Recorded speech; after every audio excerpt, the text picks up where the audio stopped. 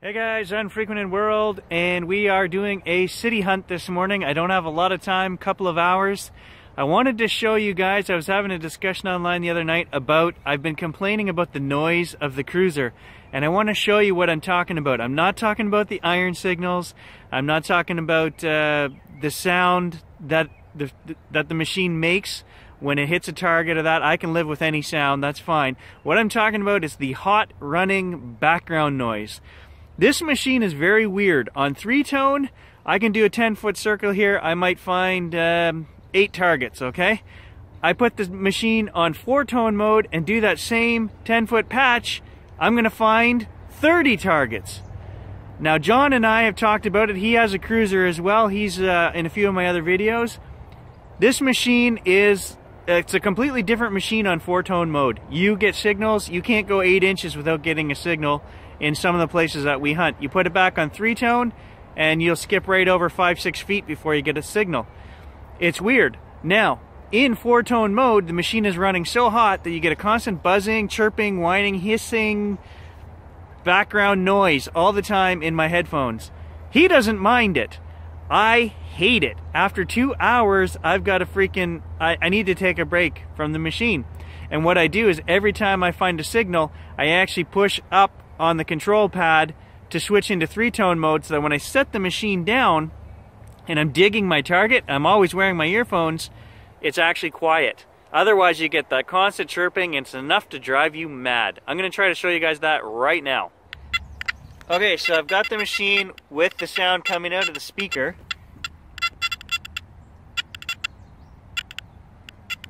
And I'm hoping you can pick that up. We're not swinging the coil.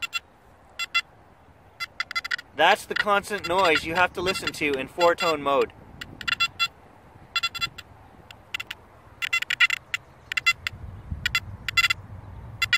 So that noise there is constant. You put it in your earphones, it's even more, it's louder, it's more centered, and after about 2 hours I just can't take it anymore.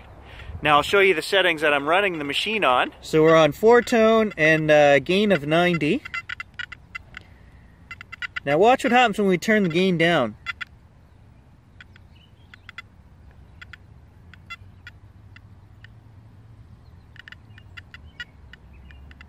You're still getting that hot noise in the background.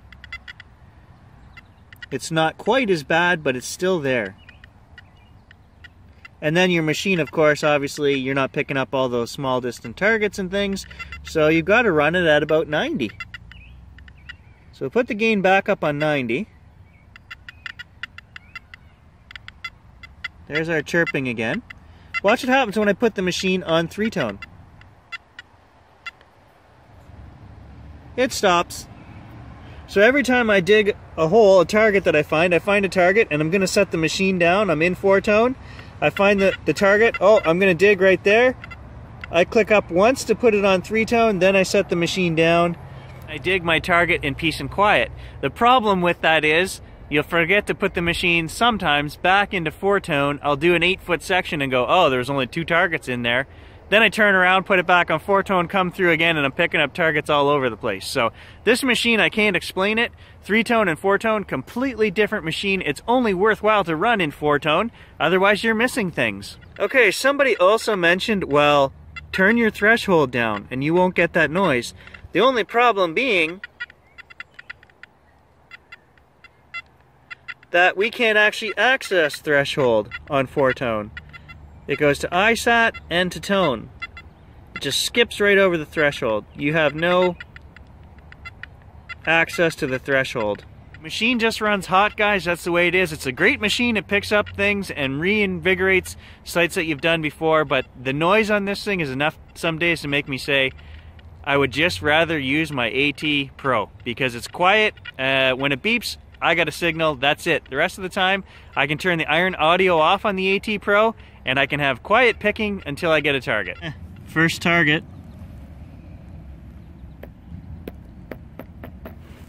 And it is long, and I don't know what it's connected to, but it's not coming out of there. That's got to be some kind of tooth from a piece of equipment, I guess. 2 holes in a row, 2 different zippers. Look at that big old tree. That's got to be a good spot to sit and lose some change. I just want to show you guys.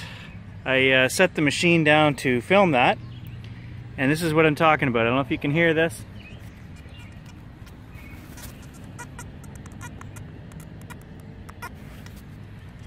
But that's what I'm listening to the whole time I'm talking to you guys, because I left the machine in 4-tone. So what I normally do is when I set the machine down, like I said, I got to push this up arrow. And then the headset goes quiet. So although I totally recommend the Makro Kruzer to people for the reasons that it's a great machine, goes down 16 inches, has tons of modes, picks up all kinds of stuff that you've missed with other detectors. For myself, that noise is driving me absolutely bonkers, and I don't even think I can make it 2 hours today listening to that. And the reason you have to do that, like I say, is it's not the same machine on 3-tone mode. You don't get half the signals. You're missing coins and things even that are down there 8-9 inches. They just don't show up in 3-tone mode. Put it in 4 and boom, they're there. And that's because the machine is running so hot. They've got it right on the edge of, it has to be that sensitive to pick that stuff up. But it's annoying to use, very annoying. Well, it's a rivet. Bang that out, no problem. It was just hidden in the grass there, but geez, I would have thought there was a whole chest full of coins the way the Kruzer banged that out. So I'm not knocking the Kruzer, I'm just saying I'm irritated with it. Now this we are going to do. I didn't realize the creek bed here is dry. I don't know what would be in the creek bed, but we're going to try it anyway. Apparently that's what's in the creek bed. Ant traps. Yeah. And aluminum cans. Lots of aluminum cans. Real nice signal, but apparently just a rolled piece of aluminum. It's actually pretty cool down here. Literally, it's nice and shady for one, but two, I mean, you'll never know what you could find in the river. Anything could float down here or be thrown in here. But check this out. You can see where they had reinforced all these banks. That would be before my time, so that's got to be 50s or 60s. And all along the creek here, they've reinforced the banks for erosion control. Lots of junk, but I don't mind digging this riverbed. There's something else in that hole too. Ooh, down there about 17, 18 inches. It's some kind of cable that they've got running through the bottom of the creek, so just gonna leave that. Well, you can't blame me for digging that one, because there is no way I would have expected there to be a cable running across the bottom of the creek. So got a good signal here, but of course it's right under this root.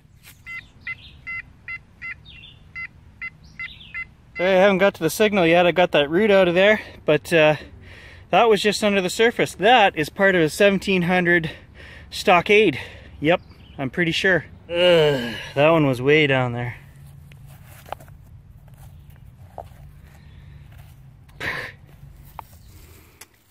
Okay, well, not metallic. And not our target. There's our target.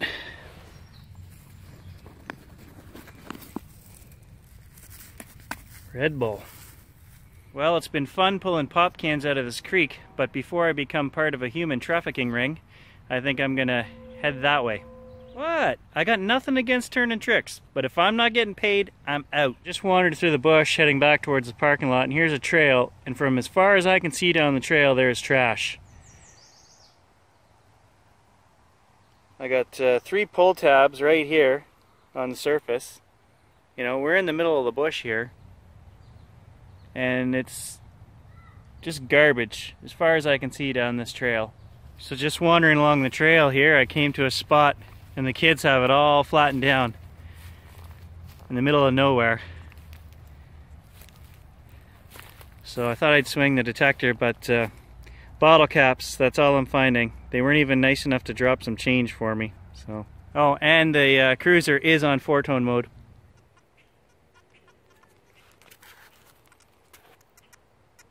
Can you hear that? I can hear it.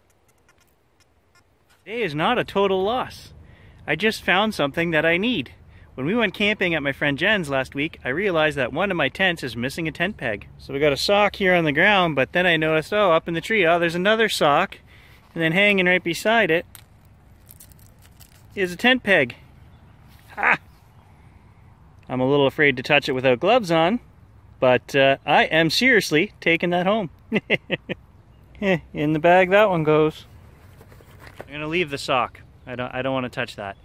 On that note, we're done, guys, for the day. If you know of any way to turn the sound, the background noise down on the Kruzer without adjusting the gain. I understand we can put the gain down, but then that defeats the purpose of this being an ultimate machine for finding the tiny things we've missed. You know, we got to keep it up around 90, and to do that, it's just noisy as hell. So am I missing something? I can't access the threshold as I showed you guys, but if you know some other trick, let me know by all means. Thanks for watching.